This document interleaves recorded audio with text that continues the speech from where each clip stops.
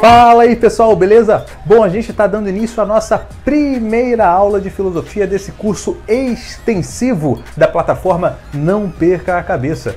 Bom, lembrando que a disciplina filosofia ela tem sido cobrada com muita intensidade nas provas do Enem e você não pode deixar, cara, de prestar atenção nessas aulas aqui de filosofia. Vai ser importante para você, principalmente se você quer cursos ali mais concorridos como medicina, direito. Então é importante você estar ligado para você conseguir, cara, sair à frente do seu concorrente. E eu, modéstia à parte, né, cara, eu sou um professor assim que costumo ajudar bem os alunos costumo preparar bem os alunos para a prova, né? Então, sim. Então preste atenção, fique ligado aí porque eu tô aqui para te ajudar, para a gente conseguir alcançar ali o seu objetivo, beleza?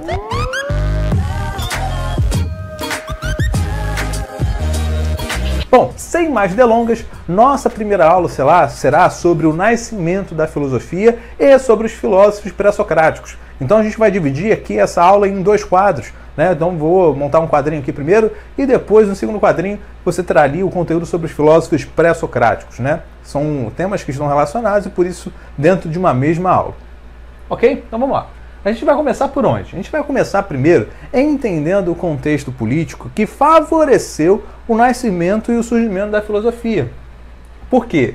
O contexto político que deu, digamos assim, o pontapé inicial, ou que pelo menos estimulou ali o surgimento da filosofia, é um modelo político marcado e caracterizado pela cidade-estado, ou por aquilo que nós chamamos ou conhecemos como polis.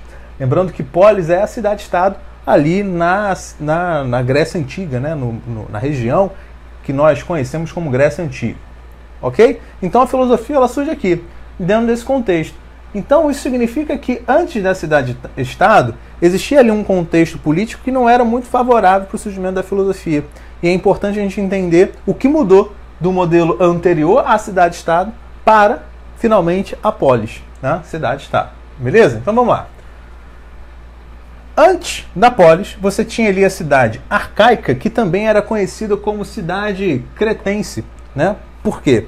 Porque o modelo da cidade arcaica, que, digamos assim, tomou forma naquele período, era um modelo que se consolidou numa região, numa comunidade chamada Creta, uma ilha, né? Uma ilha que fica ali no arquipélago das comunidades gregas. Então Creta, né, uma comunidade grega, adotou esse modelo de cidade arcaica, né, da cidade arcaica, e esse modelo ele se propagou para as demais comunidades gregas. E como é que funcionava essa cidade arcaica?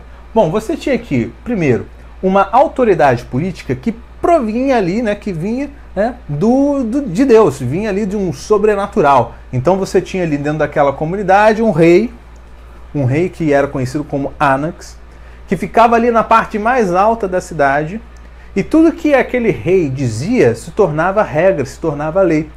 Então as pessoas dentro desse modelo de cidade não estavam habituadas a pensar sobre as questões políticas da cidade, porque isso era uma função delegada somente ao rei, era uma função delegada ao Anax, que era uma figura de autoridade que estava ali mandando na parada porque os deuses assim queriam. E além disso, você tinha ali um grupo de pessoas que viviam na comunidade grega, que eram os aristocratas, que eram assim, amiguinhos com Anax. Então toda a decisão política era tomada ou pelo Anax ou pela aristocracia, que era a galera que era mais próxima, ficava mais próxima ali do rei. Já na cidade-estado isso muda de figura, de configuração, principalmente com o surgimento da democracia, né? Por quê? Com o surgimento da democracia, mais especificamente em Atenas, então é importante a gente também frisar que tinham ali algumas cidades-estados, né? Já no período clássico, né? A posterior à cidade arcaica, que não necessariamente adotavam a democracia.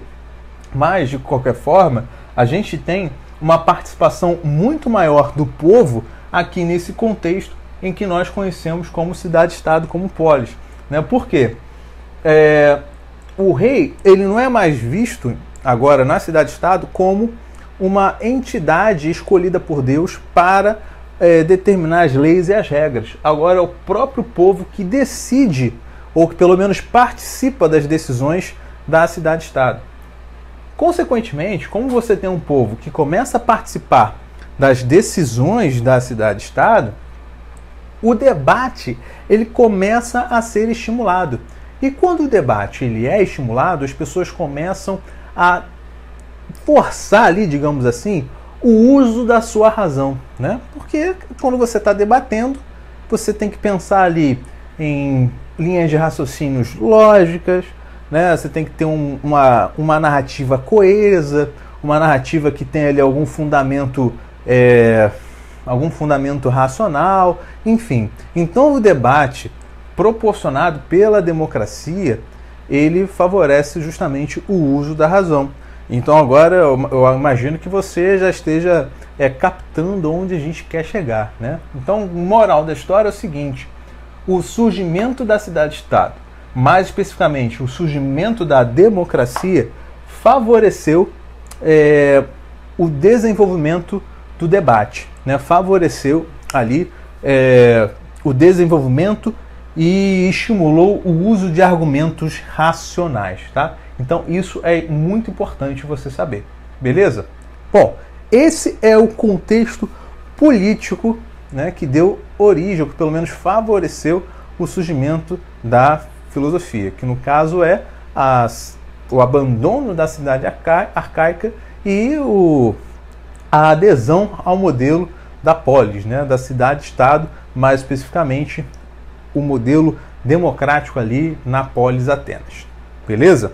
Bom, então agora no próximo quadrinho a gente vai entender e vai conhecer, mais especificamente, quem foram os primeiros filósofos, que no caso são os filósofos pré-socráticos. A gente tem aqui então os filósofos pré-socráticos. A primeira coisa que nós precisamos compreender é que eles foram os primeiros filósofos. Então, se falou em filósofo pré-socrático, o que tem que vir na sua cabeça é que eles foram os primeiros filósofos, isso antes de mais nada. Em seguida, você tem que fixar que eles foram os primeiros cosmólogos da história, digamos assim. Por quê? Da história da filosofia. Porque a cosmologia, diferentemente da cosmogonia, ela tenta dar uma explicação racional para os fenômenos naturais. Já a cosmogonia, ela utiliza-se do mito, ela utiliza-se da narrativa fantasiosa. Então, por exemplo, vamos fazer um comparativo, uma comparação prática entre os dois. Está chovendo lá fora. Se eu tentar entender esse fenômeno natural a partir da cosmologia, eu vou tentar explicá-lo racionalmente. Entender quais são as causas racionais para daquele fenômeno. Já a cosmogonia, ela não tem uma preocupação em apontar causas racionais. Ela pode, inclusive, utilizar histórias como a história do Poseidon, a história de Zeus, que são deuses da fantasia, do imaginário do povo grego, né? Então, quando eu utilizo a mitologia, eu estou fazendo uma análise cosmogônica, e a cosmologia é uma análise racional. Por esse motivo, os pré-socráticos foram filósofos, pensadores, cosmólogos. E aí tem um detalhe importante também. Dois conceitos que você deve ter sempre em mente nesse assunto aqui pré-socráticos. O primeiro conceito é esse, o conceito de physis. Physis é uma palavra grega que, se a gente traduzir para o português, nós podemos compreendê-la como natureza. Né? Então é comum você encontrar alguns textos sobre filósofos pré-socráticos, e nesses textos aqui, de repente, a palavra physis não é traduzida ou é mantida, né? Coloca-se entre parênteses a palavra no original. Por quê? Porque o grego ele tinha uma compreensão muito específica sobre a natureza. O grego ele não pensa a natureza como se fosse os fenômenos físicos, né? Como, por exemplo, a flor, a chuva, o animalzinho, a florzinha, porque quando a gente fala natureza, essas coisas vêm à nossa mente, né? Vem logo o programa do Animal Planet, tal, isso aqui, aqueles programas, né, documentários da vida selvagem. Para o grego, natureza é isso também, mas é muito além disso. Existem forças que conduzem esses fenômenos naturais que também podem ser chamados de natureza. Então o grego ele tem uma visão muito mais ampla, muito mais abrangente sobre a natureza. De alguma maneira, o grego ele admite que existem coisas não físicas que fazem parte da natureza, e sem deixar de ser racional, sem deixar de ser cosmológico, tá? Então por isso que a gente não costuma não traduzir, costuma se manter a palavra no original, physis. Então physis é a natureza. Arché. Arché significa o princípio de todas as coisas. Você vai perceber que os pré-socráticos eles tentavam definir qual era o princípio dessa natureza que eles estão tentando conhecer. Os pré-socráticos eles se dedicavam a conhecer a natureza e eles acreditavam também que para conhecer a natureza era necessário compreender o que seria o princípio que deu origem a essa natureza. E o princípio, né, no original, na palavra original no grego, ela tinha essa forma aqui, arché. Então, você leu a palavra arché, você automaticamente lembra que isso significa o princípio de todas as coisas. E aí alguns filósofos pré-socráticos possuem ali algumas teses sobre o que seria esse princípio originário. Você tem lá Tales de Mileto, que acreditava que o princípio de todas as coisas é o elemento água. Para Tales, inclusive Tales de Mileto é o primeiro filósofo pré-socrático. Isso é importante também, tá? Lembrando que quando a gente fala de filósofo pré-socrático, a gente está falando ali de século VI a.C. Tá? Esse período aqui, século VI a.C. Então Tales de Mileto afirmava que a arché era a água, o elemento, né? O elemento água. Então tudo começou através da água. O Anaxímenes acredita que o ar é o elemento que deu origem a todas as coisas. O Anaximandro, que é um outro filósofo pré-socrático, perceba que tem um ponto de interrogação aqui, ele fala que é impossível determinar a origem das coisas, a origem de todas as coisas. Por isso que ele diz que a arché é algo indeterminado. Inclusive ele tem uma expressão em grego, que você não precisa decorar, mas é uma expressão cujo nome é apeiron, né? Apeiron, que significa indeterminado. O Pitágoras, que é o mesmo cara ali do Teorema de Pitágoras, é isso mesmo, né? Pitágoras era um filósofo pré-socrático. Ele afirma que o princípio de todas as coisas é o número, porque o Pitágoras ele acredita que a natureza ela é bem ordenada, ela é calculável, é possível você estudar a natureza, compreender a natureza a partir de simetrias. O Demócrito, em contrapartida, vai falar o seguinte: a natureza ela não é mensurável em números. Por quê? Porque não existe, segundo Demócrito, uma unidade que harmoniza a natureza. Para Demócrito, a natureza ela é composta por partes indivisíveis, partículas indivisíveis que são independentes umas das outras, que possuem naturezas independentes umas das outras. Então, para Demócrito, o princípio de todas as coisas são essas partículas indivisíveis que ele deu o nome de átomo, né? Então, pois é, o átomo que você estuda na química, o nome desse conceito, quem inaugurou esse nome na história do pensamento ocidental foi o pré-socrático Demócrito, né? Então Demócrito ele acredita que a natureza ela é composta por essas partículas indivisíveis. Existem outros pré-socráticos também, mas os mais importantes são esses.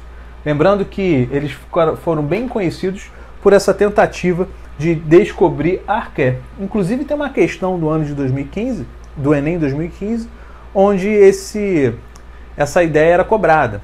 Você tinha que identificar que os pré-socráticos tinham como objetivo determinar a arché, o princípio de todas as coisas. Agora, existem vários pré-socráticos e existem outros dois que são bem importantes. São tão importantes que merecem um quadrinho especial. Olha só. Então nós temos aqui os dois filósofos pré-socráticos, Heráclito e Parmênides, que são filósofos extremamente importantes, como eu já mencionei. E por que eles são tão importantes? Porque Heráclito e Parmênides eles se dedicam a um debate que nós chamamos de debate ontológico. Debate ontológico ou ontologia significa estudo sobre o ser, ou seja, um estudo sobre a identidade das coisas. Em outras palavras, eles estão tentando identificar como é que se dá o processo de formação da substância, da essência das coisas. Então, por exemplo, como é que se dá a formação da nossa identidade, da nossa essência, da nossa substância? Em outras palavras, como é que se dá a formação do nosso ser? Será que a formação do nosso ser, ela já é pré-determinada por algo?